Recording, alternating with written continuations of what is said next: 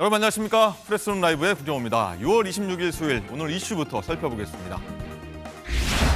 북한이 어젯밤에 또다시 오물풍선을 살포한 데 이어 오늘 새벽엔 동해상으로 탄도미사일을 발사하면서 도발 수위를 점차 높이고 있습니다.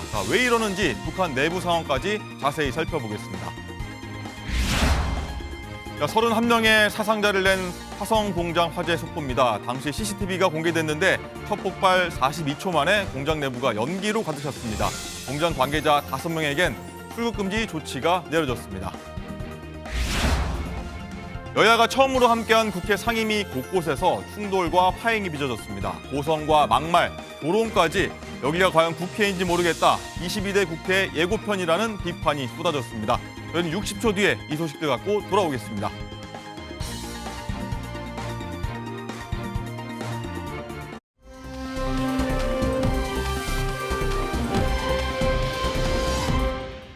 네, 방송 보시며 댓글로 토론하시면요. 시청원 재미가 2배, 3배죠. 많은 참여 바라겠습니다. 자, 그럼 오늘 첫 번째 주제 화면으로 만나보시죠. 네, 이미 내 곁에입니다. 자, 오늘은요. 세상이 이렇게나 많이 바뀌었어라고 하는 주제로 문을 열어보겠습니다. 바로 인공지능 많이 쓰셨죠? AI가 우리 삶에 성큼 다가왔다 이런 건데요. 고령층도 쉽게 쓸 수 있어서 삶이 굉장히 윤택해졌고 윤택해질 거라고 합니다. 관련해서 국내 AI 대표 전문가입니다. 김명주 국제인공지능윤리협회장과 얘기 나눠보도록 하겠습니다. 안녕하십니까? 안녕하세요. 어서 오십시오. 네. 나비넥타이가 인상적이시네요. 네, 감사합니다.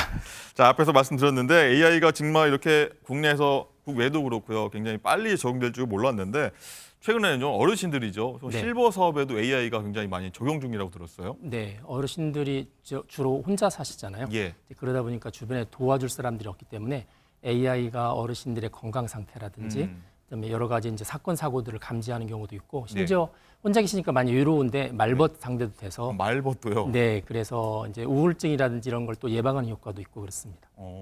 사건 사고라고 하면은 뭐 어떤 경우를 좀 예방했다고 뭐 볼수 있을까요? 예를 들어서 이제 보통 평상시 때는 이렇게 주무시는데 예. 갑자기 이제 쇼크가 와서 쓰러지신다든지 그러면은 예. 이제 카메라 같은 게 이렇게 쭉 보고 있다가 일반적으로 주무시는 건지 아니면 갑자기 쓰러지시는 건지를 감지합니다. 그래서 주변에 이제 사람이 없기 때문에 119라든지 아니면 지정된 번호로 위기 상황들을 전파하게 되는 거죠. 그렇군요. 네. 말벗 기능이라는 것도 사실 좀 신기하긴 한데 말벗이라고 하면 어떻게 뭐 서로 AI와 대화를 가능한 그렇죠. 건가요? 그 AI가 전화를 합니다. 아, 전화를요? 네, 이제 지자체에서 많이 이제 시행하고 있는데 이게 코로나 3년 동안에 또 격리돼 있으니까 예. 이거 사람이 일일이 체크 못하니까 AI를 통해서 시도를 했었어요. 그게 이제 코로나 끝나고 나서 이게 이제 시니어 대상으로 해서 잘 지내시는지 뭐 일주일에 한 번 정도 체크를 합니다. 그렇군요. 어쨌든 좀 낯설기는 합니다. 지금까지 상황을 보면은 저희가 경험해보지 못한 거라서. 어쨌든 인공지능이 어떻게 사람들의 특히나 좀 손길이 더 많이 필요한 분들에게 특히나 이제 노인들의 건강, 뭐 마음 건강까지 한다고 하는데 어떻게 이렇게 케어할 수 있느냐 굉장히 좀 궁금한 부분이 합니다. 그 AI로 해서 이제 보통 전화를 걸게 되면은 처음에는 어르신들이 이게 이제 AI인지를 모르세요. 사람인 줄 알고 대화를 하는데 마치 제가 전화한 것처럼. 그렇죠. 왜냐면 그 정도까지 기술이 발달했고요. 예. 그러다 보니까 이제 속에 있는 이야기도 하고 또 이제 보통은 이제 자녀들이 로봇을 사주는 경우도 있어요. 예. 그래서 그 보통 실버 케어 로봇이 있으면 케어 로봇이 노래도 불러주고 노래도 대화도 하고 부릅니까? 거기에 이제 약을 많이 드시잖아요. 예. 그 이제 복약 같은 거를 이제 처방전을 보통 자녀들이 넣어주면 시간마다 뭐 빨간색 약을 드세요 이렇게 시간 체크 다 해주기도 합니다. 네. 혹시나 여기 낯설어 하시거나 좀 불편해하는 분들도 계실 것 같긴 한데 어떤 사례가 처음에는 있는지. 그런데 이제 저기 뭐 전라도 쪽에서는 아예 그 AI 케어 로봇을 전라도 사투리로 바꿔서 아예 이제 친근하게 하기 때문에 얘가 사투리 듣습니까? 네, 그러니까 그 지방 사투리로 AI가 이제 말을 하는 거죠. 약간 이질감은 없습니까? 사투리 하는데. 제가 들어보니까 거의 똑같이 합니다. 어허허. 네, 그래서 어르신들이 이제 농담도 그런 농담을 해요. 그 자기가 뱃속으로 난 자식보다 얘가 더 요즘 귀여워서 내가 집 한 채 남은 거 얘한테 물려주고 싶다. 뭐 이런 이야기까지. 집 한 채를 AI한테 주고 네. 싶다. 그만큼 뭐 효자 노릇을 하고 있네요. 네네. 자, 그리고 보면 지난 4월부터 과학기술정보통신부에서 노인 돌보뿐만 아니라 건강과 교육, 문화, 주거 뭐 굉장히 많은 부분에서 AI 접목해서 투자하고 있다고 저희가 들었는데 여기에도 회장님께서 함께 하시는 걸로 알고 있는데 뭐 궁금한 부분입니다. 많은 분들 관심 가질 부분이고요. 네, 이게 정부에서 올해를 AI 일상화 원년으로 삼았어요. 이제 그래서 세계 영역 가운데서 우리 국민들이 AI를 체험해 본 사람이 몇 퍼센트 될까 봤더니 51%. 근데 이거를 올해 60%까지 끌어올리겠다. 예. 한 9% 끌어올리는데 9%면 대단히 큰 거거든요. 그 중에서 전체 예산이 한 7천억 넘게 잡혀 있는데 그 중에 한 10% 정도가 지금 말씀하셨던 이제 건강 돌봄 노인 쪽에 많은 과제들을 이제 진행을 하고 있습니다. 그렇군요. 네. 어쨌든 쭉 말씀 들어보니까 저도 저희 어머니 많이 못 찾아뵀는데 AI에 좀 소개도 해드리고 대신 효자노 좀 해달라고 부탁 좀 네. 해야 될 것 같습니다. 어쨌든 이 교수님께서도 좀 전문가 입장에서 많은 부분 고민하실 텐데 어떤 부분, 이 부분에 꼭 AI가 필요하다 하는 부분. 사실 일상에 있어서 불편하신 분들이 되게 많으세요. 이동하는 부분들. 이동. 네, 그래서 뭐 조금 나이가 드셔서 골프장 가시려고 해도 운전하기 힘드셔도 못 가신 분도 계시고, 그러면 이제 요즘 자율주행 자동차가 연구 중인데 이게 이제 완벽하게 자율주행이 되는 경우는 굉장히 좀 이동에 있어서 도움이 그렇죠. 많이 될 수 있다는 생각을 가지고 있고요. 또 여행 다니시는 경우도 해외여행도 조금 다니시는데 이게 통번역 문제도 있잖아요. 통번역 문제도 말이 좀 외국어 서툴 수 그렇죠. 아무리 있으니까. 뭐 에이전시 안내가 있어도 자기가 직접 물어보거나 물건 살 때도 좀 불편하니까 예. 요즘은 이제 AI 핸드폰 안에 AI 기능들이 다 들어 있어서 통번역도 직접 하게 됩니다. 네.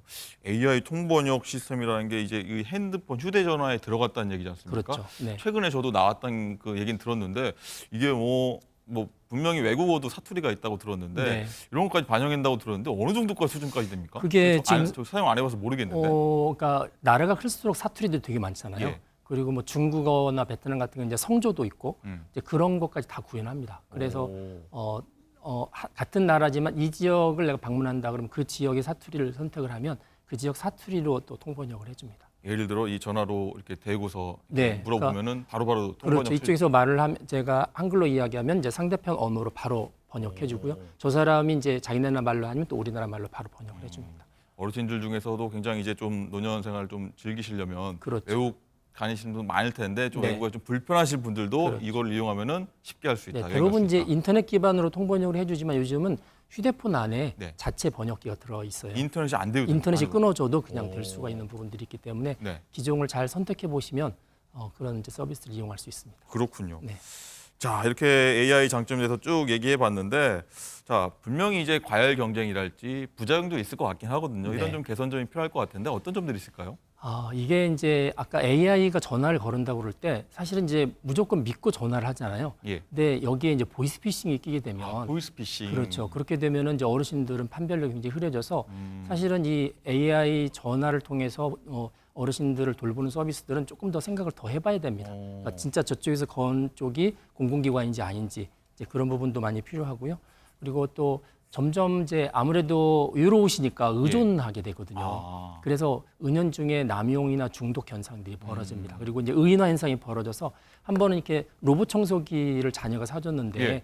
이제 시간만 되면 이렇게 청소를 하는데 오늘 갑자기 움직이지 않더래요. 그러니까 어르신이 이제 수건을 가지고 닦아주면서 어디 아프니 하고 말을 하는데 이게 이제 앞으로 의인화 현상도 심심치 않은 사회적 현상으로 벌어질 것 같다는 생각을 합니다. 웃기고도 슬픈 우픈 현상이 좀 그렇죠. 벌어지기도 네. 하는군요.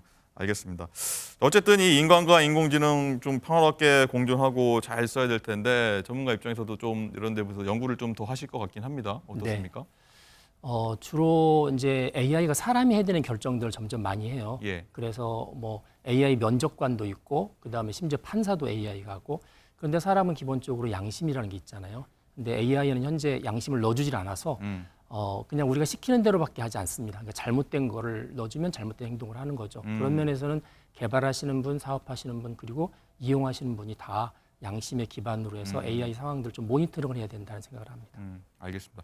AI 개소 전까지 많이 설명해 주셨는데 저희 업계 현안 하나 정도만 네. 짚어보고 마무리하려고 하는데 최근에 보면 이재용 삼성전자 회장을 시작으로요. 최태원 SK그룹 회장 그리고 구광모 LG그룹 회장까지 AI 반도체 점검위해서 미국으로 일제히 갔다고 합니다. 네. 그만큼 뭐 업계에서 AI 전쟁이 벌어졌다고 과언이 아닐 텐데 전문가 입장에서는 이 업계들 얼마나 이 AI 기술이 발전하고 경쟁할 거라 보십니까? 지금 보면 뭐 주식 시장에서 엔비디아가 거의 고공행진을 하고 있잖아요. 엔비디아 뭐 많이 나오죠. 그래서 그 엔비디아하고 이제 필적할 수 있는 반도체 관련된 부분이 우리나라 같은 경우 삼성, 네. 삼성전자, 그다음에 SK 하이닉스, 그다음에 LG에서도 마찬가지고요. 그러다 보니까 이제 앞으로 AI 시장에서 데이터를 학습할 때 엄청난 컴퓨팅 파워가 필요하고요. 그다음에 그걸 저장하기 위해서 빠른 속도의 메모리가 또 필요하고 또 이용자가 활용하기 위해서 또 역시 또 인공지능 칩이 필요하기 때문에 결국 반도체로 이게 귀결이 됩니다. 그래서 앞으로 AI가 점점 더 발달할수록 전력은 적게 쓰면서 빠르게 활동할 수 있는 이제 반도체가 더 유망을 받기 때문에 그 이 새 기업의 회장분들은 아마 트렌드를 읽으시는 것 같아요. 이쪽이 앞으로의 먹거리고 이쪽이 앞으로 발전할 수 있는 거다. 그래서 외국의 기업과 뭐 적과의 동침도 있고 예. 또 이렇게 서로 보완 관계에 있는 또 기업하고 MOU도 하고 이런 시도를 많이 하는 것 같습니다. 네, 뭐 AI 선도국가, AI 뭐 최대 국가가 될 날도 멀지 않았다 이런 생각이 드는군요. 네. 알겠습니다. 오늘 말씀 유익한 말씀 여기까지 듣도록 하고요. 다음에 또 오시도록 하겠습니다. 네. 고맙습니다. 감사합니다.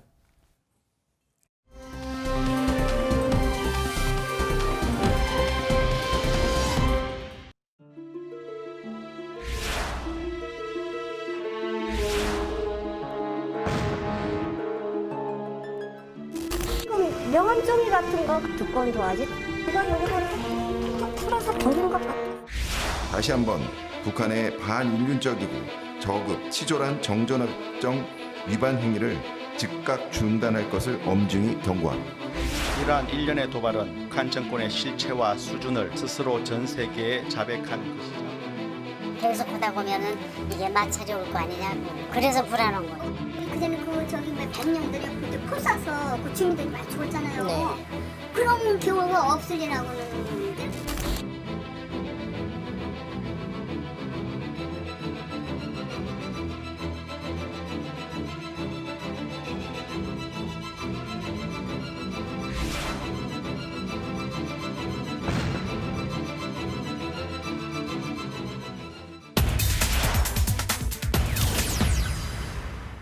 네, 벌써 6번째라는 주제입니다. 자, 보신 것처럼 북한이 오늘 새벽 동해상으로 탄도미사일을 발사했습니다. 자, 어제는 연이틀 우물풍선을 보낸 바 있죠. 북한이 왜 이러는 건지 저희 외교안보팀 김세희 기자와 자세히 얘기 나눠보도록 하겠습니다. 안녕하십니까? 자, 북한이 오늘 미사일을 발사했는데 이거는 어떤 성격으로 저희가 이해를 해야 됩니까? 네. 오늘 새벽 5시 30분이죠. 북한은 평양 일대에서 동해상으로 탄도미사일 발사를 했다가 실패한 것으로 전해집니다. 네. 이제 현재 한미 정보당국은 미사일 종류와 재원 등에 대해서 추가로 분석 중에 있는데 네. 군 관계자는 극초음속 미사일 시험 발사도 배제하지 않고 주시하고 있다고 밝혔습니다. 네. 또 이번 주부터 한미일 이제 3국 최초로 다영역 군사 훈련인 프리덤 엣지 시행할 예정인데 네. 이를 의식한 움직임이라는 얘기도 나옵니다. 그렇군요. 어쨌든 이 오늘 오전에 새벽에 미사일 발사했고 어제까지는 오물풍선을 뭐 6번째로 이틀 연속으로 보내 살포를 했는데 자, 우리 군은 대응할지 어떻게 대응할지 가장 관심인데 대북 확성기랄지 아니면 또 다른 뭐 대응 분위기랄지 나온 게 있나요? 네, 맞습니다. 이제 북한이 그제 350여 개, 이제 어제는 오물풍선 250여 개를 살포를 했는데 이제 지난달 28일 처음 살포하고 나서 벌써 6번째 오물풍선 살포입니다. 네. 근데 그제 살포 당시에는 우리 군이 대북 확성기를 준비는 했지만 내용물에 위해 물질이 없고 우리 측 피해가 없어서 방송을 하진 않았는데 여러 이유가 있을 것으로 해석됩니다. 트로트 노래. 그 노래 듣고 흥얼흥얼 하는 거예요, 노래가. 자기도 모르게. 대북 확성기로 배한 노래거든요. 네. 대북 확성기에서 뭐 이런 내용이 나간다. 그래서 북한이 좀 우려한다. 이런 내용인 것 같고 어쨌든 이 오물풍선을 잠시 얘기를 해보면 그 안에 김정일 교시라는 문건 조각이 발견됐다고 합니다. 그런 걸 우물에 넣어서 남한으로 보냈다. 이게 참 선뜻 이해가 안 되는데 어떤 뭐 분위기가 읽혀집니까? 이게 통일부가 이제 오물풍선 70여 개를 이제 분석한 결과를 좀 발표를 했어요. 근데 이제 북한 주민들의 반감을 좀 확인할 수 있었다고 합니다. 이제 북한에서는 수령교시 문건을 훼손하는 것은 최대 사형까지 처해질 수 있는 중죄입니다. 이제 내용물에는 일반 쓰레기도 있었지만 이제 일부러 자투리천을 좀 잘라서 넣거나 잘려진 흰 종이처럼 이제 풍선을 위한 기획성 쓰레기도 다수였는데요. 네.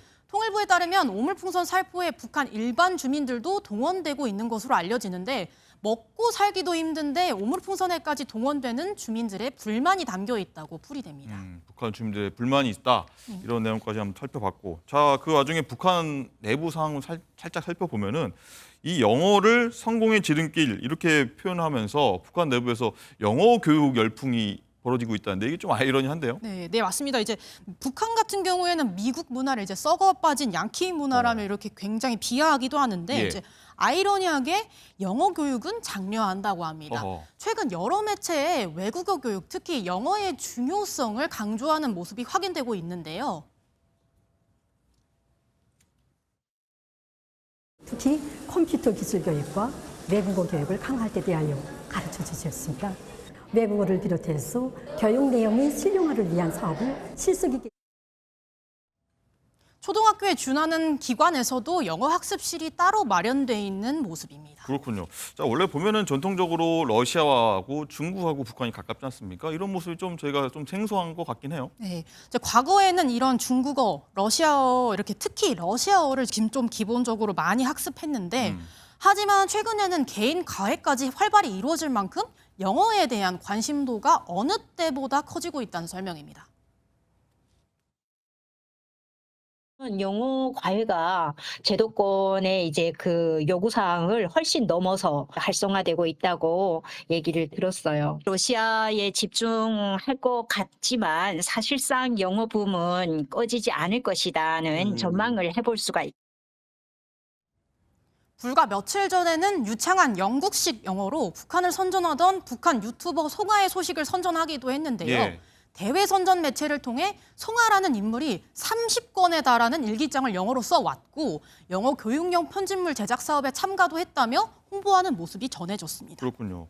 정말 알다가도 모를 북한, 그 이해하기도 힘든 북한. 어쨌든 이런 변화 우리는 어떻게 해석해야 됩니까? 이제 아무래도 미사일 개발에 좀 힘을 쓰고 있다 보니까 과학기술 인재 양성을 최우선으로 하는데 논문 같은 경우에는 좀 영어가 많잖아요. 예. 그래서 연구를 수행하려면 영어가 필수적이기 때문에 좀 영어에 집중한다고 합니다.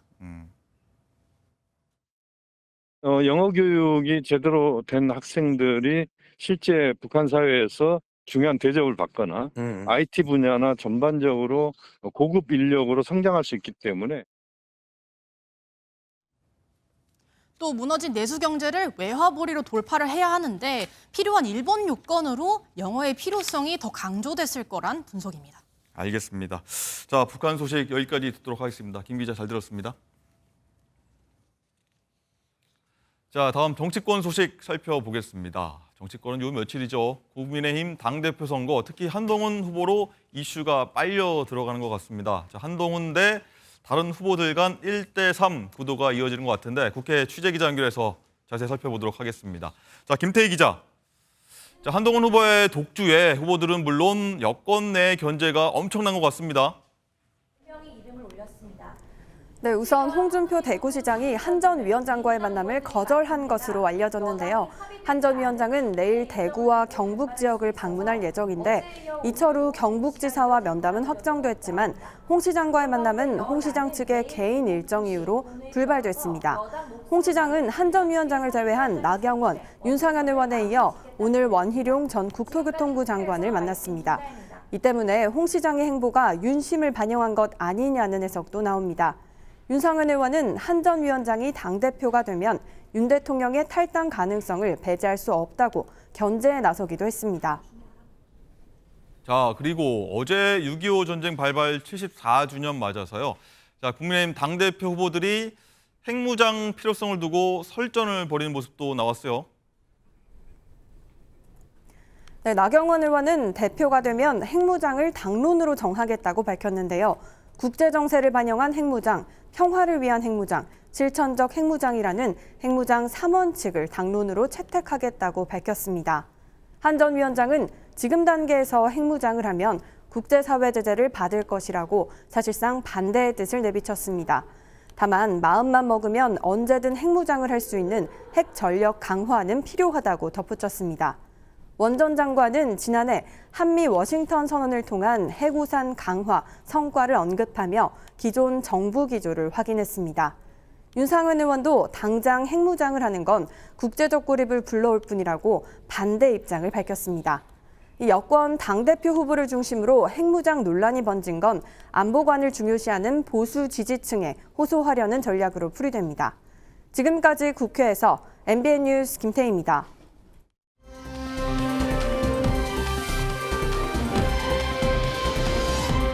네, 그럼 관련 내용 정치 전문가들과 함께 얘기 나누도록 하겠습니다. 안녕하십니까? 네, 안녕하세요. 어서 오십시오. 자, 한동훈 대 반한동훈 구도 이렇게 지금 가고 있다. 견제도 심해진다 이런 말씀 드렸는데 뭐 그만큼 독주 체제가 심해서 그러지 않나 싶습니다. 자, 장가 기자. 그런데 홍준표 대구시장도 한동훈 전 위원장, 한동훈 후보 견제에 굉장히 뭐 집중 견제란 말이 나올 정도로 심하고 있는데 한 전 위원장도 오늘 거기에도 반응을 했어요. 조금 전이죠? 네, 그렇습니다. 한 전 위원장이 최근 이 대구 경북 방문 일정 중에 홍준표 시장과 면담하고 싶다 이런 의사를 밝혔지만 네. 홍준표 시장 측에서 개인 일정을 이유로 거절했었죠. 자, 이에 대해서 한 전 위원장이 뭐라고 말했는지 또 홍준표 시장을 이미 만난 나경원 의원은 뭐라고 했는지 들어보시죠. 홍준표 대구시장님이 후보님과의 만남을 거절했다고 하는데 그 입장이 어떻게 되시는지? 특별한 입장은 없습니다. 본인이 만나기 싫다고 하시니 뭐 제가 뵙기 어렵지 않겠습니까? 네, 홍준표 시장님이 한동훈 후보와의 만남은 좀 불발됐더라고요. 네. 이것도 어떻게 좀 볼 수 있을까요? 홍 시장께서는 좀 확실한 생각이 있으신 것 같습니다. 결국 이 당을 알고 당에 오래 있었던 사람이 당대표를 하는 것이 맞겠다라는 생각을 하시는 것 같고 그런 의미에서 아마 만남을 거절하신 거라는 걸 생각합니다.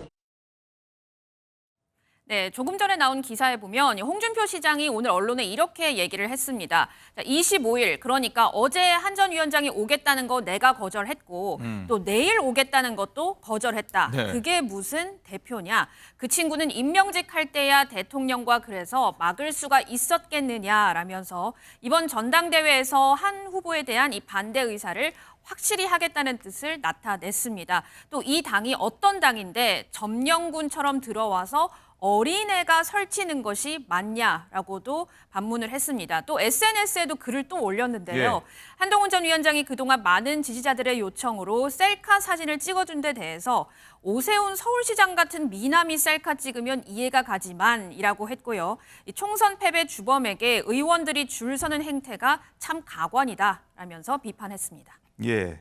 자, 홍준표 시장이 그러니까 이 당 원로가 이 나머지 세 후보들은 다 만났는데 또 만날 예정이고요. 근데 한동훈 전 위원장만, 한동훈 후보만 안 만나겠다. 그리고 굉장히 보면은 무시하는 듯한, 미워하는 듯한 이런 뉘앙스가 좀 읽혀지는데 김광삼 변호사님, 홍 시장이 왜 이렇게 한 전 시장을 좀 미워하고 싫어하는 겁니까? 일단 뭐 초지일관하는 거죠. 예. 그러니까 본인 입장에서 보면 이제까지 어떤 국민의힘, 그전에 이제 뭐 새누리당이랄지 있었잖아요. 그래서 보수를 자기는 이제 지켜왔다고 자부를 하고 있는 거예요. 그런데 한동훈 전 비대위원장에 대한 인기가 높아지면서 예. 비대위원장으로 왔잖아요.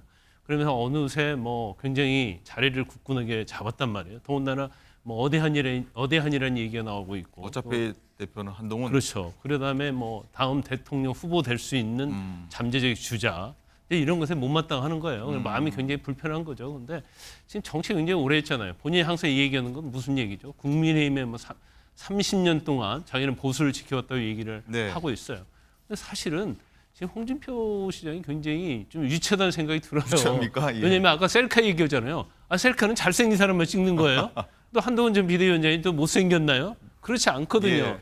그런데 저런 식으로 유치한 얘기를 하는 건 참 이제까지 어떻게 보면 국민의힘의 정치에 보면 굉장히 어린이라고 볼 수 있는데 뭐 어린애 이런 얘기 했을 거 보면 뭔가 좀 마음이 굉장히 틀어져 있다. 뭐 저 마치 좀 뭐 어르신이 약간 저는 뭐 이런 말씀이 어찌 모르겠지만 좀 곤조를 부리고 있다 그런 느낌이 들 정도의 과도합니다. 만약에 쓴소리 하려면 만나줘야죠. 네. 그래서 당신 이런 마음에 안 들어 고쳐야 하고 국민을 위해서는 이렇게 해야 돼. 그렇게 어드바이스 하는 게 맞는 거 아니에요? 그런데 계속 디스하잖아요. 그것도 아주 막말 써가면서 디스하는데 저런 형태의 어떤 정치인으로서 어떤 자질이랄지 뭐 그런 거에 제가 문제가 있다고 저는 그렇게 봅니다. 예. 자, 김상일 부대변인. 네. 일단은 뭐 약간 말씀하시기로는 꼰대 같은 이미지가 홍준표 시장에서 네. 보여진다라고 하지만 기존 당원들 뭐 굳건한 예전부터 있던 기존 굳건한 당원들 입장에서는 그게 어떻게 보면 맞는 측면이 있을 수도 있다고 보여질 수도 있는데 네. 진짜 홍 시장이 한 전 위원장을 이렇게 무시하는 듯한 뭐 그런 발언들 진짜 이유는 뭐라고 보십니까? 기회가 없을까 봐. 본인에게요? 네. 한동훈 비대위원장이 이대로 쭉 뜨잖아요. 그럼 떠오르는 태양이고요. 본인은 이미 떠올랐다가 지는 태양이잖아요. 근데 한 번 더 떠오르고 싶은 태양인데. 다음 대선에서 홍 시장도 나올 건데. 근데 한동훈 비대위원장이 이런 식으로 떠오르면 기회가 아예 없죠. 그래서 그것이 그 마음이 드러나고 있다. 굉장히 옹졸하고 편협하다. 이렇게뿐이 저는 보여지지 않습니다. 예. 자, 그리고 김광삼 변호사님, 일단은 뭐 이 홍 시장이 계속되는 정치 발언에 대해서 어쨌든 부정적인 의견보다 긍정적인 여론이 좀 높다라고 하는 게 한 여론조사 결과가 나타나고 있거든요. 이 부분은 또 어떻게 해석해야 됩니까? 아마 이 부분에 대해서는 이제 기존 정통 보수층 그리고 이제 윤 대통령을 지지하는 층에서 아마 반응을 좀 한 것 같아요. 특히 최근에 어떤 최상병 특검과 관련해서 이걸 받게 되면 결국 윤 대통령에게 문제가 생기는 게 아니냐. 그럼 윤 대통령을 지키고 싶어하는 보수층의 일부가 사실은 어떻게 보면 반한이라고 이렇게 볼 수 있는 거거든요. 그러면 반한에 가장 앞장서고 있는 사람이 홍준표 시장이거든요. 홍준표 시장의 어떤 이런 얘기에 대해서는 상당히 뭐 좋게 반응을 하고 있다 이렇게 봐요. 그렇지만 저는 개인적으로 볼 때 만약에 이번 당대표 선거에서 한동훈 전 비대위원장이 된다고 한다면 또 그 되는 과정에 있어서도 1차에서 과반수를 차지하게 된다고 한다면 그러면 결국 당심이랄지 민심이 한동훈 비대위원장에 가 있는 거 아닙니까? 그럼 그걸 인정을 해야죠. 그리고 거기에 대해서 비판을 했던 사람들도 사실은 자성을 해야 한다고 봅니다. 알겠습니다. 자, 차기 당대표 후보 적합도가 사실 마침 오늘 나왔습니다. 장관 기자, 한번 이 여론조사 내용 한번 보기로 하죠. 네, 이 차기 당대표 적합도 조사에서요. 많은 사람들이 한동훈 후보를 선택을 했습니다. 스트레이트 뉴스가 1회에서 전국 성인 남녀 2,000명을 대상으로 조사한 결과인데 전체 응답층에서 한동훈 전 비대위원장이 32.2%로 선두를 달렸고요. 원희룡 전 장관이 11.1%, 나경원 의원이 10.4%, 그리고 윤상현 의원이 6%로 뒤를 이었습니다. 네. 김상일 부대변인, 네. 일단은 한동훈, 원희룡, 나경원, 윤상현, 수훈 이렇게 나와서 1강, 2중, 1약 정도가 나오고 있는데 자, 많은 분이 사실 전망한 대로였고 뭐 이렇게 나온 것 같은데 자, 이 구도가 끝까지 갈지 한번 깨질지 균열이 나올지 어떤 지점이 있을지 한번 전망 좀 해주시죠. 저는 뭐 지난주에도 말씀을 드렸지만 별로 깨지지 않을 것 같아요. 끝까지 갈 거다. 왜냐하면 한동훈 비대위원장과 윤석열 대통령이 이제 뭐 한동훈 후보죠. 한동훈 후보와 윤석열 대통령이 사이가 벌어졌다, 사이가 안 좋다라는 걸 모르고 한동훈 후보를 지지한 게 아니잖아요. 그동안의 여론조사가. 네, 지금 현재로는 국민의힘 지지층에 대한 거 압도적으로 높다 이런 지금 여론조사를 보고 있습니다. 그렇죠. 좀 전에 거는 이제 전체고 이거는 국민의힘 지지층인데 국민의힘 당원들이 저기에 굉장히 많이 있을 거예요. 상당수가 반수 이상은 국민의힘 당원들 아니겠습니까? 지지자 중에서. 그렇다고 한다면 그 이전에 보여줬던 지지도 역시 현 상황에 대해서 현 상황을 타개하기 위한 전략적 지지였다. 당과 당의 미래를 위한 그리고 정권 재창출을 위한 전략적 당원들의 전략적 지지가 모인 것이다. 이게 저는 맞는 분석이라고 보거든요. 저는 그렇게 분석을 계속 해왔고 근데 전략적 지지라는 건 그냥 호불호에 의해서 바뀔 수가 없어요. 전략이 거기에 이미 들어가 있기 때문에. 그래서 이 대세로는 뭐 지난주에도 저는 뭐 어디야는 깨지지 않을 거라고 말씀을 드렸지만 여전히 저는 그 관측을 유지를 하고 있습니다. 그렇군요. 김광삼 변호사 말씀 한번 들어볼까요? 언제 깨질까요? 그대로 갈까요? 저는 김상일 평론가의 어떤 지적에 저는 전적으로 동의를 합니다. 그리고 이제 향후에서 이건 이제 거의 고착화돼 있다고 이렇게 봐요. 그리고 아마 이제 제일 지지도에 있어서 앞으로의 어떤 상황이 최상병 특검이랄지, 그다음에 뭐 김건희 여사와 관련된 문제랄지, 그다음에 이제 제일 중요한 것이 이제 윤 대통령하고 관계의 것이거든요. 그러면 저 지지에서 사실 한동훈 전 비대위원장을 지지하지 않고 원희룡이나 나경원 의원을 지지하는 것이 이제 친윤, 그러니까 윤석열 대통령을 지지하는 층의 어떤 이동이 있었다고 보거든요. 그러면 저것이 제가 볼 때는 숫자로 이것이 표현해주고 있다 이렇게 봅니다. 그러면 결국 고차가 될 수밖에 없고, 단지 이제 관심은 한동훈 전 비대위원장이 당대표 될 가능성은 뭐 엄청 높지만 1차 투표에서 이제 과반수를 차지하느냐, 이제 그렇지 않느냐에 관한 것이 굉장히 좀 많이 관심을 가져야 할 것 같아요. 그래서 뭐 향후에 있어서도 뭐 이렇게 고착화되지 이게 뭐 어떤 변수가 있을 가능성은 거의 없다 이렇게 봅니다. 알겠습니다. 자, 한동훈 캠프 조직도도 오늘 일부 보도로 오늘 알려졌는데 이 얘기 좀 잠깐 한번 하고 넘어가겠습니다. 주 내용은 이건 것 같습니다. 이 주진우, 송석준 의원인데 특히 주진우 의원 같은 경우에는 대통령실에 있고 대표적인 친윤 핵심 인사인데 한동훈 전 위원장 쪽으로 가 있다. 이 부분은 어떻게 봐야 됩니까? 이 뭐 소위 표현하면 갈아탄 겁니까? 아니면 뭐 어떻게 표현해야 됩니까? 저도 좀 의외했어요. 예. 그러니까 친윤 중에 이제 최측근은 주진우고 또 민주당에서 굉장히 공격 많이 했잖아요. 예. 대통령실에서 법률 비서관 했단 말이에요. 그러면 법률 비서관이라는 자리는 굉장히 대통령과 막역한 사이고 네. 또 뭐 이런 얘기도 있었죠. 뭐 직보고하고 어떻게 보면 가장 소통을 잘한다 이제 그런 얘기 있었거든요. 더군다나 지난 총선 때도 뭐 친윤이기 때문에 뭐 공천을 받은 것이 아니냐. 네. 결국 이제 해운대갑에 공천 받아갖고 국회의원 됐지 않았습니까? 부산에서요? 그런데 아마 제 개인적으로 볼 때는 아마 주진우 의원하고요 한동훈 전 비대위원장의 개인적인 것도 있을 거예요. 같이 검찰에서 많이 근무를 했기 때문에. 윤 대통령하고도 친하지만 한동훈 전 의원하고 친하다. 그러면 우리가 그냥 상식적으로 보면 예. 설사 한동훈 전 비대위원장의 손을 들어주고 싶어도 사실은 굉장히 애매한 위치잖아요.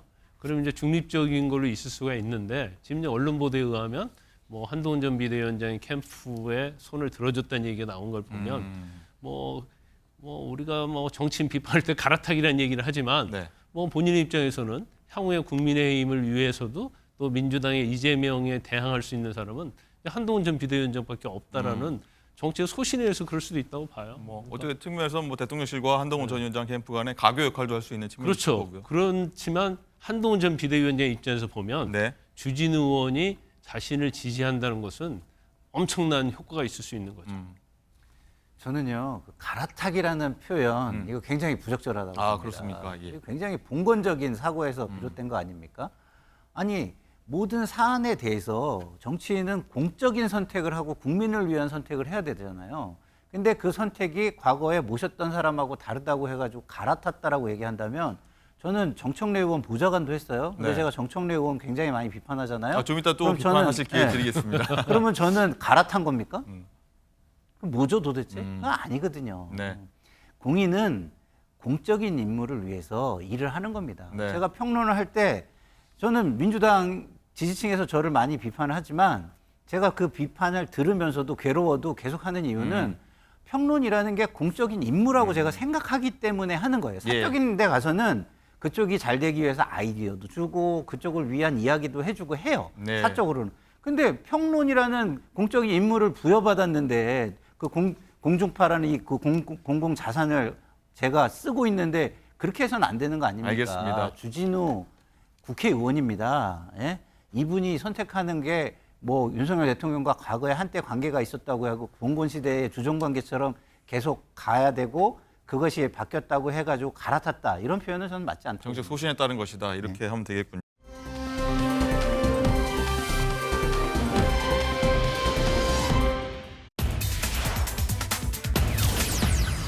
네, 돌아온 정치 코미디라고 저희가 정해봤는데, 자, 국민의힘이 어제 국회로 복귀하면서 여야 의원들이 처음으로 함께 했는데, 자, 그 장면이 코미디 같았다 이런 얘기입니다. 자, 웃기다고 하기엔 너무 이 현실이 슬픈데요. 자, 먼저 개의 6분 만에 파행된 법제사법위원회 법사위에서 어떤 말들이 오갔는지 먼저 보고 오겠습니다. 아니 일방적으로 하더라도 우리가 잠깐만요. 근데 의원님 성함이 어떻게 되십니까? 위원장님 성함은 누구신가요? 저는 정청래 위원장입니다. 저는 유상범 의원입니다. 유상범 의원 들어가 주세요. 네, 보고 오셨는데요. 자, 김상일 부대변인께 바로 이 정청래 의원 비판할 그런 기회를 드리겠는데, 자, 이 아무리 뭐 양당이 좀 골이 깊다고는 해도 뭐 국민의 대표들 아니겠습니까? 그렇죠. 이렇게 조금 뭐 어떻게 보면 유치한 말장난, 신경전을 벌이는 모습 어떻게 보셨습니까? 그 옛날에 보면은 애들이 뭐 이렇게 총싸움 놀이 뭐 이런 거 골목에서 하잖아요. 예. 그거 보는 것 같아요. 그래서 내가 쐈는데 내가 먼저 쐈는데 너 왜 안 죽어? 네. 그럼 아니야 내가 먼저 쐈어. 뭐 막 이러면서 싸우는 그런 모습 있잖아요. 예. 그런 모습을 보는 것 같아요. 진짜 유치하기 짝이 없다 이런 생각이 듭니다. 저기서 이름이 뭐냐고 이런 모릅니까? 예? 상대방을 존중해주는 자세가 전혀 없는 거잖아요. 그러면 저기가 국회입니까? 그리고 공적인 일을 하는 곳입니까? 아니면 사적인 감정을 표출해가지고 서로 싸우는 장소입니까? 저런 거는 뒤에 가서 조용히 싸우실 거면 조용히 둘이 해결하셔야죠. 저 국민들한테 저런 모습을 보이는 거는 굉장히 부적절하다 이런 생각이 듭니다. 예. 그래서 뭐 김광삼 변호사님 뭐 과거에 국회가 뭐 봉숭아학당이다 이런 뭐 오명일까요? 이런 말도 들었었는데 뭐 사적으로 대안할 수 있지만 공적인 국민들이 보고 있는 장소 아니었습니까? 좀 적절했다 보십니까? 전 복숭아 학당보다 더 하죠. 어떤 표현이 맞을까요? 제가 볼 때는 이제 정청래 의원이 법사위원장을 하게 되면서 저건 예견됐던 일입니다. 예전에 정청래 회원의 행보랄지 품격이랄지 언어가 그렇게 국민의 눈높이에 맞지 않았어요. 그래서 지금 본인 자체가 법사위원장 하는 자리가 마치 골목대장 하는 듯한 그런 생각을 갖고 있는 것 같아요. 일단 법사위에 국민의힘 의원들이 복귀를 했잖아요. 그럼 제일 중요한 건 뭐예요? 같이 소통할 수 있는 간사를 뽑아야 하는 거 아니에요? 그러면 그 간사를 뽑은 걸 전제로 해서 그다음에 절차를 진행한 게 맞죠. 뭐 법안 뭐 그렇죠. 해결하고요. 근데 유상범 의원이 아마 그걸 지적한 것 같아요. 그럼 유상범 의원은 이름 알잖아요. 그럼 유상범 의원 앉아 자리에 돌아가셔서 발언해 주시기 바랍니다. 이게 그게 법사위원장을 할 수 있는 거 아닙니까? 근데 저것을 마치 장난없이 저런 식으로 하고 있어요. 그래서 저건 이제 법사위원장의 품격과 자질 그런 수준이 저는 굉장히 미달이라고 봐요. 그리고 법사위원장의 재량권의 범위가 있는 거 아니에요. 국회법 자꾸 얘기하는데 국회법에서 저런 짓을 하라고 적혀 있지는 않고 기재되어 있지는 않거든요. 그럼 이건 정말 잘못된 것이고 지금 완정을 채워주니까 본인이 마치 뭐 이렇게 국민의 바라보는 법사위원장이 아니고 자신의 마음대로 법사위원을 지금 파행으로 이끌고 있거든요. 책임을 져야 하는 거예요. 그런데 아마 정청래 의원은 그럴 사람도 아니고 아마 향후에 있어서는 정청래 의원 때문에 법사위의 파행은 아마 22기 정청래 의원이 법사위원장 하는 내내 저게 반복이 될 겁니다. 예, 어쨌든 이런 유치한 말싸움이라는 표현이 계속 등장하는데 정회 중에도 이런 말들이 나왔습니다. 듣고 오시죠. 국회법 공부 좀 하고 있어요. 공부는 내가 좀 더 잘했지 않겠어요? 국회법은.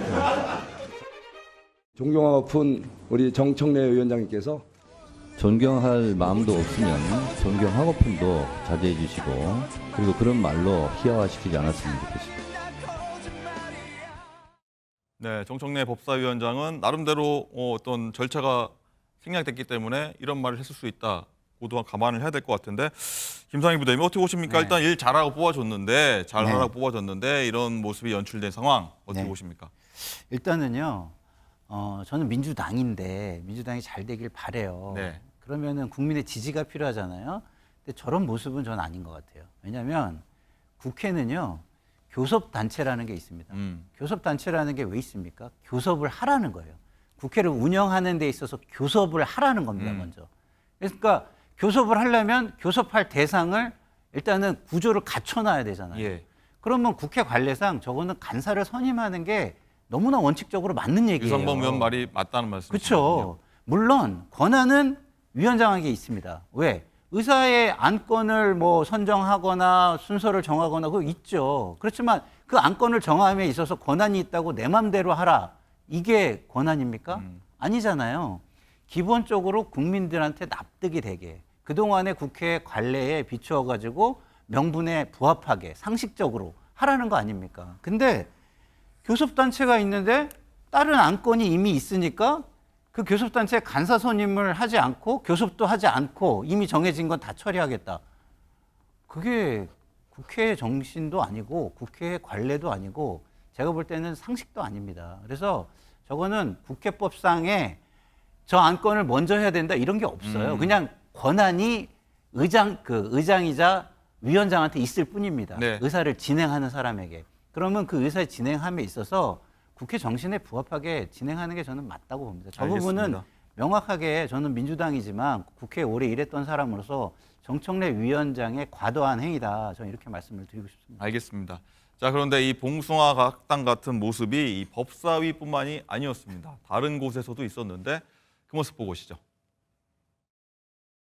방송사법을 다시 통과를 시켰는데 역시 그게 시즌 2구나. 민주당에서는 이재명 대표님 아버지라고 부르던데 조금만 더 있으면 우리 최민희 위원장님 어머니로 등장하실 것 같습니다. 제가 두 아이를 둔 어머니 맞습니다.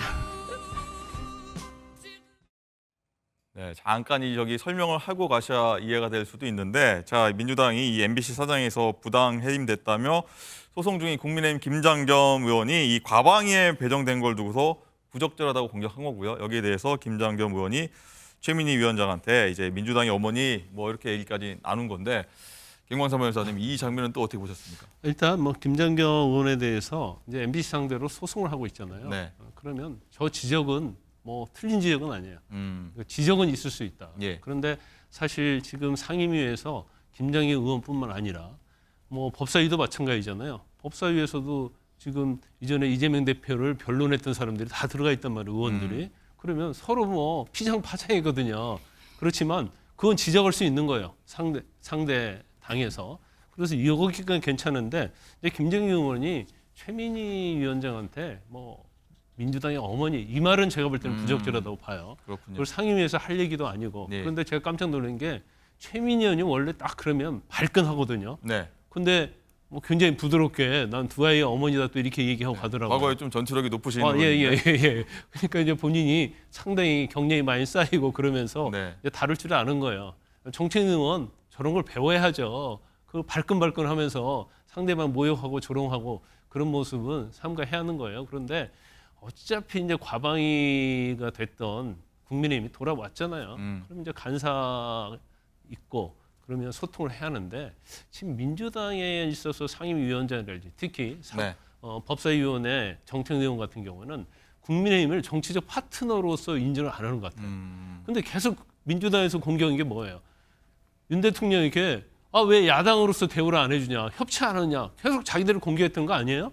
그러면 모범을 보여야죠. 협치하는 모습을 보이고 아무리 이 법을 통과시키고 싶다 하더라도 절차를 거쳐야 하고 서로 논의해야 하고 그런 거예요. 근데 그런 걸 깡그리 무시하고 그냥 일사천리로 법 통과시키고 결과적으로는 대통령의 거부권 행사를 유도하고 이런 모습은 정치에서 바람직하지 않죠. 알겠습니다. 두 분 말씀 들어보니까 두 분도 같은 진영에 있는 분 보셔도 이런 장면들 잘못됐다라는 모습이 좀 인상적이었습니다.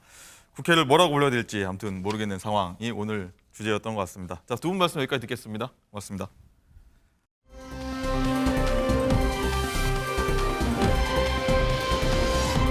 자, 그럼 사건 전문가와 사건 소식 짚어보도록 하겠습니다. 안녕하십니까? 안녕하세요. 자, 며칠 전입니다. 본보기가 되는 아버지의 모습으로 저희가 전해드렸던 인물입니다. 바로 축구선수 손흥민 씨의 아버지 손흥정 감독인데, 자, 오늘 그다지 좋지 않은 소식을 전하게 됐습니다. 소식 전해드리기 전에 엄격한 교육 방식 가지고 손흥민 선수를 지도했던 손흥정 감독 아버지죠. 목소리 듣고 오겠습니다.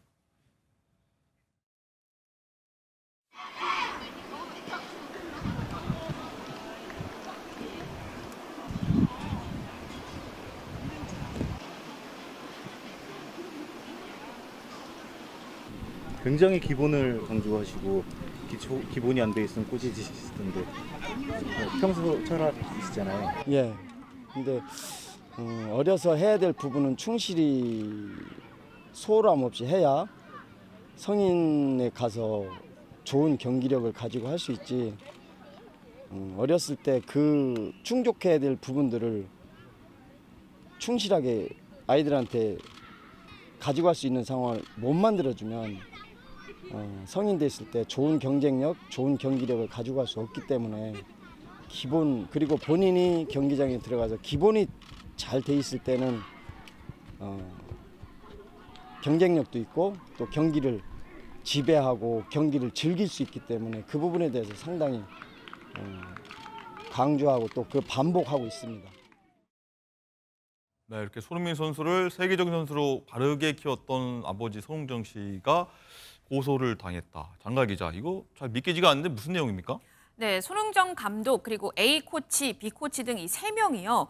아동복지법상 아동학대 혐의로 송치가 돼서 이 검찰 조사를 받았는데 현재 손흥정 씨는 손축구 아카데미에서 유소년 선수들을 가르치고 있습니다. 그런데 한 아동 C군이 오키나와 전지훈련 중이던 지난 3월에 A 코치가 이 C군의 허벅지 부위를 이 플라스틱 깃발로 때려서 2주간 치료가 필요한 상처를 입었다면서 고소를 했습니다. 네. C군 측이 경찰 조사에서 진술한 바에 따르면 경기에 진 C군 팀 선수들은 패배했다는 이유로 A 코치로부터 정해진 시간 내에 골대에서 중앙선까지 20초 안에 뛰어오라 이런 지시를 받았는데 네. C군을 비롯한 4명이 제 시간에 못 들어오니까 엎드린 자세로 허벅지를 플라스틱 깃발로 맞았다는 겁니다.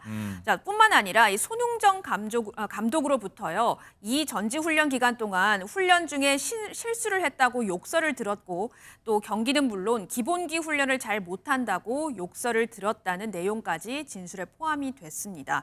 자, 여기에 아카데미 소속 선수 2명이 숙소에 또 살고 있었는데 B 코치가 엉덩이나 종아리를 여러 차례 때렸고 이 구렛나룻을 잡아당기거나 머리 부위를 맞았다는 주장도 진술서에 담겼습니다. C군의 아버지는 자신의 자식이 맞았다는 데에 대해서 실망감이 굉장히 컸고 이 아들이 매우 무섭고 두려웠을 것이라면서 이런 사례가 더 나오면 안 된다는 생각에 고소를 결심했었다라고 언급을 했습니다. 예. 자, 아직 섣부른 판단 중 금물일 것 같고 저희가 전해드린 내용들 시청자 여러분들도 자세히 좀 판단이 좀 필요하겠다 이런 생각이 듭니다. 자, 임주혜 변호사님, 어쨌든 이 송 감독 측에서는 이게 사실관계가 좀 다른 부분이 있다고 일단은 입장을 냈는데 그리고 이 내용도 있습니다. 고소인 측에서 송 감독 측에 이 수억 원의 합의금을 요구했다 이런 내용까지 있습니다. 저희가 잘 판단할 수 있도록 설명 좀 부탁드리겠습니다. 네, 결국 이번 사건도요. 수사기관의 어떤 사실관계 판단을 좀 받아볼 필요가 있을 것 같습니다. 기본적으로 손흥정 감독 입장문을 통해서 이번 사안에 대한 본인의 입장 밝히고 있는데요. 일단 상처를 받은 아이와 그 가족들에게 진심으로 사과의 말을 전한다. 이런 부분을 밝혔습니다. 그러니까 본인이 좀 예전 방식, 거친 표현이라던가 체력 훈련을 하는 과정에서 아동이 느끼기에 이게 피해를 받고 있다 이렇게 느낄 수 있는 부분이 있을 수도 있다. 이런 점은 좀 인정을 하고 있는 것으로 보이는데 하지만 이 입장문에 따르면 지금 피해자 가족들 측이 주장하고 있는 사실관계와는 실제로 좀 많이 다른 부분이 있기 때문에 이 부분에 대해서는 수사기관의 그 수사 상황에 철저하게 좀 협조하면서 사실관계 판단을 받아보겠다 이런 입장을 밝혔고요. 네. 뿐만 아니라 이제 손흥정 감독 측에서는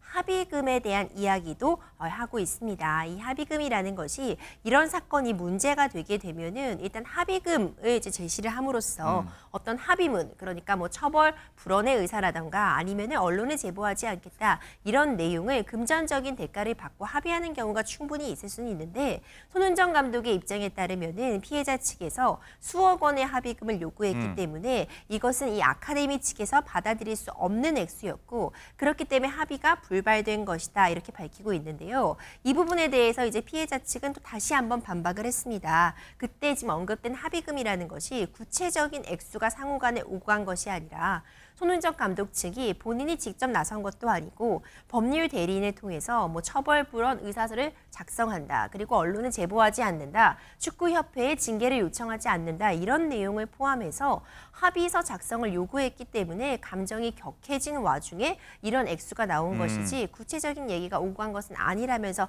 다시 한번 사실관계 부분에 대해서 입장차가 있는 부분을 확인할 수 있었습니다. 예.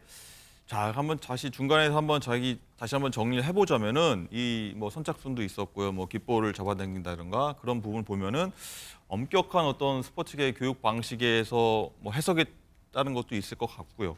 어떻게 보면 또 상대가 또 유명인이니까 피해자가 뭐 수억 원을 이렇게 해석했다 뭐 과도한 액수를 요구했을 수도 있다는 내용이 드는데 이거는 어떻게 좀 해석해야 됩니까? 참 어려운 부분인 것 같습니다. 우리가 다 많이들 알고 계시죠. 손흥정 감독이 결국 손흥민 선수를 정말 혹독하고 엄격하게 하지만 사랑으로 케어를 한 덕분에 또 손흥민 선수의 기량이 이만큼 올라올 수 있었다. 이런 얘기도 많은 분들이 알고 계시잖아요. 그렇죠. 특히 스포츠계에서는 좀 만연하게 이런 부분, 그러니까 좀 엄격한 체력 훈련이라든가 아니면 어떤 군기, 규율을 잡기 위한 그런 식의 훈련 방식들이 암암리에 지금 행해져 오고 있었던 부분들은 많이들 좀 공감을 하고 계실 것 같은데 손흥정 감독 본인도 이런 부분에 대해서 예전 방식을 사용했다 이런 표현을 썼잖아요. 그러니까 예전에는 지금보다 훨씬 더 가혹행위가 일어났었고 이를 통해서 좀 성과를 단기간에 내려는 그런 시도가 문제점으로 꼽혀왔기 때문에 이런 부분, 훈련의 방식도 많은 변화가 있었다는 점을 손흥정 감독도 잘 알고 있다 이렇게 밝히고 있고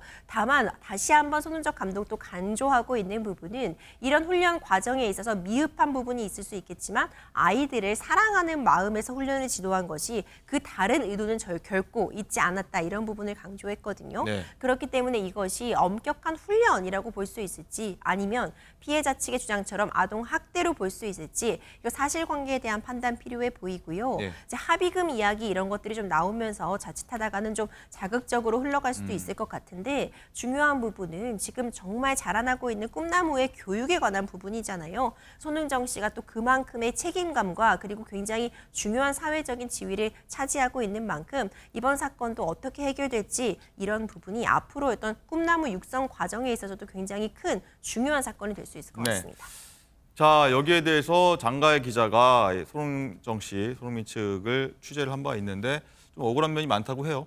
그렇습니다. 우선 오늘 기사가 나고 오전 한 6시 30분쯤에 이 손축구 아카데미에서 공식 SNS에 이 손흥정 씨가 입장문을 낸 게 있거든요.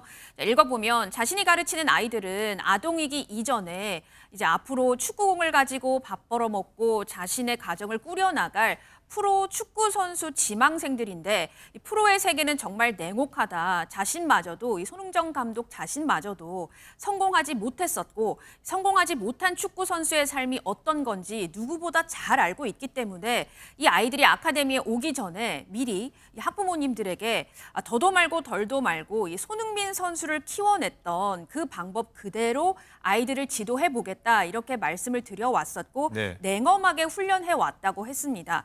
그러면서 단 한 번도 아카데미를 만든 이후에 이 부모님들로부터 이 항의를 들어본 적도 없었고 예. 이 자신이 지금 생계를 위해서 이렇게 엄격한 훈련을 하고 있는 것도 아니다라고 했고요.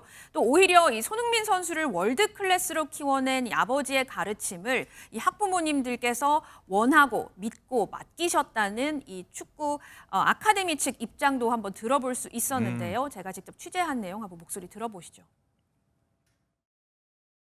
평소에도 코치님들이 학생들한테 조금 좀 거칠게 좀 하시는 면이 좀 있나요? 8년 동안 처음 있는 일이에요. 손흥민 선수를 트레이닝 시키듯이 조금 좀 하드하게 하신 건 아닌가 그런 점도 좀 궁금해서요.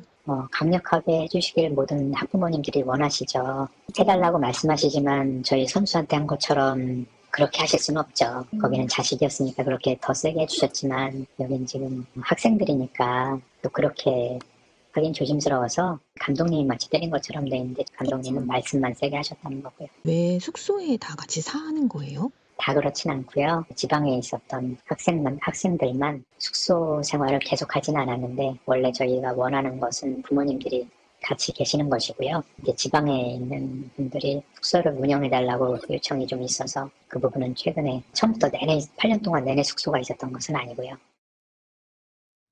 어쨌든 이 혹독한 훈련이냐, 즐기는 훈련이냐, 이 세대가 바뀌면서 시대가 바뀌면서 그 부분이 좀 충돌하는 지점이 아닌가 싶은데 어쨌든 이 송 감독의 이 소식이 좀 놀라웠던 부분이 이 손흥정 씨가 손흥민 선수를 확고한 그 신념을 가지고 가르쳤던 그 철학 아니었습니까? 손흥정 씨 그 철학, 확고했던 철학 한번 얘기 들어보시죠. 저는 나이가 먹었다고 이게 계급장이 아니고 권력이 아니잖아요. 나이 먹었다고 젊은이들한테 안 좋은 냄새 풍기는 노인네가 되면 안 되겠다. 그래서 향기 나는 어른으로서 노마 속담에 집안에 어른이 없으면 돈을 주고 살아라는 속담이 있듯이 제가 세상 살면서 얻은 지식, 지혜, 경험을 지금 우리 젊은 미래의 우리 대한민국을 이끌 기성세대들한테 전달해줘서 이 미래를 정말 잘 이끌어가는데 단 0.01%라도 도움이 될 수 있는 어른, 노인으로 그 생각을 하고 있습니다. 네, 짧게 한번 마지막에 여쭤보겠습니다. 만약에 이게 유죄가 된다고 하면은 어떤 수준의 처벌이 나올 수 있습니까? 만약입니다. 그렇죠. 아직은 사실 아동학대 혐의가 전혀 인정된 부분은 네. 없기 때문에 좀 섣부른 추측이라고 볼 수 있지만 인정이 된다면 사실 아동학대 혐의로서 5년 이하의 징역 또는 3천만 원 이하의 벌금에 처해질 수는 있지만 지금 양측의 사실관계가 다르기 때문에요. 조사 결과 차분히 지켜볼 필요 있을 것 같습니다. 알겠습니다.